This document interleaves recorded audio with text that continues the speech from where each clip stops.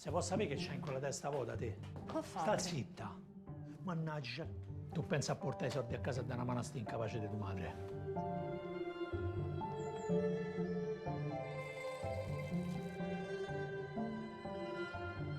Se può sapere perché questo è il primo giorno via più di me.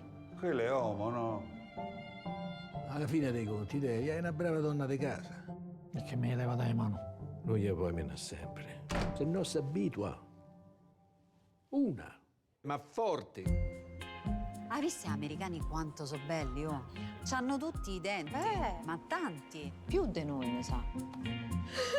Tutti dovete schiattare, perché mi pia se sposa un signore, non un pezzente come voi, a miserabili! Se penso che quando te ne andrai non ci sarà più una donna dentro a sta casa. Me ne pento ogni mattina da 30 anni. Mi sono distratto un attimo e quello ti sei rubata. Che vanno imparato a scuola? Abbiamo fatto i felici. Non palle. Io ti mando a scuola per studiare tutto, pure l'uccelli. Quelli sono i fenicotteri. L'uomo te lo devi scegliere bene, eh. Giulio è quello giusto? Ma non so, dimmi te, che te lo sei scelto bene. Che c'è da guardare? Non ci devi andare più, Laura. E chi t'ha detto? Te lo dico io. Tu sei mia. Sono un po' dei mesi che mi rubo qualche soldo dai lavoretti miei. Non ho capito come rubi, sto i soldi tua. Ci sta la posta, è per voi.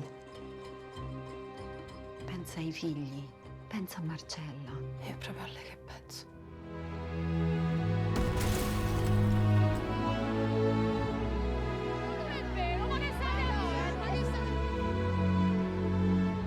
Ma perché ti fai trattare così? Ma che vuol dire? Come hai capito io?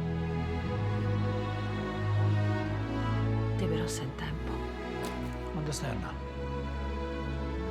Pure te, no?